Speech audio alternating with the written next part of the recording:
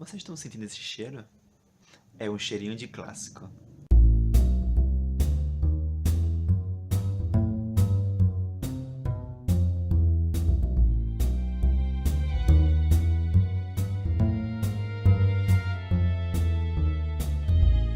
Olá pra cada um, eu sou Rodolfo, faço parte e sou idealizador do Bodega Literária e estou aqui hoje com vocês para tratarmos sobre, assim como vocês viram no título desse vídeo, para falarmos sobre nada menos nada mais do que um dos maiores clássicos da literatura russa e mundial, que é o livro do Levi Tolstói chamado Guerra e Paz. Mas a pergunta que fica é, por que cargas d'água nós estamos lendo Guerra e Paz?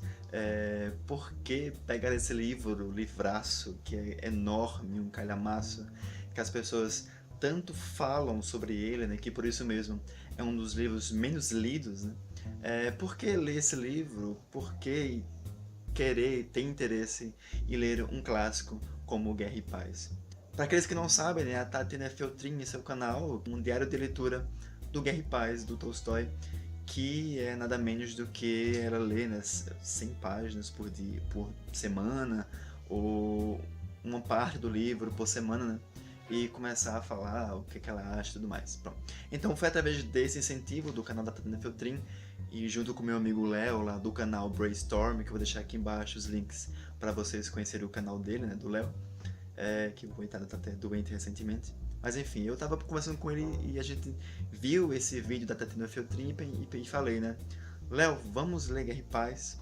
Ele ficou meio assustado assim, mas topou, né, e a gente então começou a ler semanalmente, tá com um tempinho já, um pouco, né, do Guerra e Paz, e acabamos o primeiro tomo, né, que, pra quem não sabe, o livro é dividido em 2 tomos, o primeiro e o segundo. Então eu decidi então dividir esse vídeo em 2 partes. Uma primeira mais introdutória, né, incentivando mesmo, dando motivos para que vocês, assim como nós, também possam ler Guerra e Paz. E o próximo vídeo, né, o segundo vídeo dessa série, vai ser um pouco mais profundo, né, para explanar realmente o conceito do que o Tolstói quer trazer em seu livro. E então vamos saber então quais são os motivos para fazer com que você leia Guerra e Paz, porque vale muito a pena. Bom, a primeira coisa que tem que se falar é a questão do preconceito com o livro, né? Não só por ele ser um clássico que ele traz consigo preconceito, mas também porque o título do livro remete a coisas que o livro não fala assim tão de cara. Quando você pega o livro para ler, né, que vê o título Guerra e Paz, então você pensa logo de cara que o livro vai falar sobre guerra, né? E a guerra russa, os conflitos dos russos com os franceses e aquela confusão toda da revolução que ocorreu ali por volta do século 1800 e alguma coisa, logo no início, né? Só que quem começa a ler o livro de verdade, quem começa a se aprofundar no enredo do Tolstói, percebe que sim, o livro vai falar sobre a guerra, né? Principalmente sobre os primeiros 20 anos, ali entre 1805 até 1825, que realmente vai tratar sobre esse período de guerra em que a Rússia estava sofrendo ali com a França, né? Com Napoleão e tudo mais. Só que o Tolstói, ele é aquele autor que consegue muito bem costurar uma boa história. Ele é como aquele autor que consegue pegar na sua mão, apresentar os quebra-cabeças da história e ir aprofundando cada vez mais do seu enredo, o que faz com que o leitor fique preso à forma como ele escreve. Então por isso mesmo que o livro não vai falar somente sobre a guerra, né? Mas sim sobre 2 lados da história, né? Em que ele vai conseguir matematicamente e de uma forma bem interessante ir para a guerra e voltar para a corte. Então digamos que ele vai falar como se iniciou a guerra, como Napoleão estava e Alexandre naquele momento. Então ele para no êxtase em que a guerra está acontecendo, né? E os fatos estão acontecendo e diz, não, vamos deixar aqui do lado, vou fazer o leitor sofrer e vamos saber como é que está na corte, família tal, em tal decadência, em tal conflito, fulano vai casar. Então é bem interessante então como ele consegue costurar esses fatos, né? Fazendo com que a gente queira saber um pouco mais sobre a guerra e também fique interessado pelos conflitos familiares que, de uma forma bem grande, há muitos dentro dessa história. Só que, apesar de falar sobre a guerra, o Tolstói vai fazer uma grande crítica a ela, né? O que me fez lembrar o livro Catch-22, né? Que Artigo 22. Só que aquela crítica com um pouco com humor, né? Que faz com que você se pegue lendo e rindo de uma coisa séria que na verdade é bem crítica. Por isso mesmo aqui, de uma forma bem interessante, e às vezes com baita humor, né? O Tolstói vai falar sobre a guerra de uma forma bem crítica, dizendo que, assim como também me fez lembrar um pouquinho do Victor Hugo, né, para tratar também sobre a guerra, então é bem interessante confrontar esses dois autores, né, que eu já li, né, o Victor Hugo, que também critica a guerra a partir do lado francês, e também o Tolstói a partir do lado russo, né, que na verdade é uma guerra que na verdade não significa nada, que não leva a nada, e que existe coisas mais profundas por trás disso. Além da crítica à guerra, né, o Tolstói também faz uma crítica também à questão da aristocracia ali na Rússia, né? Principalmente, apesar de alguns dizerem, às vezes eu também acho isso, que o Tolstói é um pouco machista, né, com as suas personagens femininas, mas ele vai fazer diversas críticas à questão do papel da mulher na sociedade, né? Principalmente em questões de casamento, de decisões dentro de casa, né?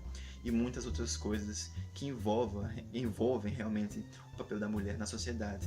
Só que não além disso, mas também várias curiosidades sobre, por exemplo, homens que deixam de fazer certas coisas para estar em casa e terem que ir para a guerra, vai nos trazer um pouco de curiosidade sobre a maçonaria, né?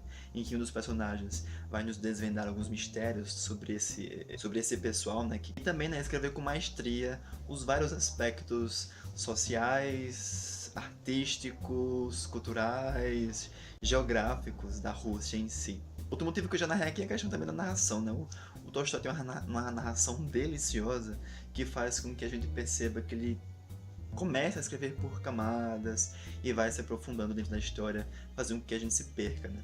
É como se a gente começasse a acompanhar a história de um ponto de vista e que assim que esse personagem desse ponto de vista passa para escrever outro personagem, nós vamos acompanhando, né, conforme uma ciranda, né, uma grande ciranda de personagens que vai nos contar realmente do que conta a história em si.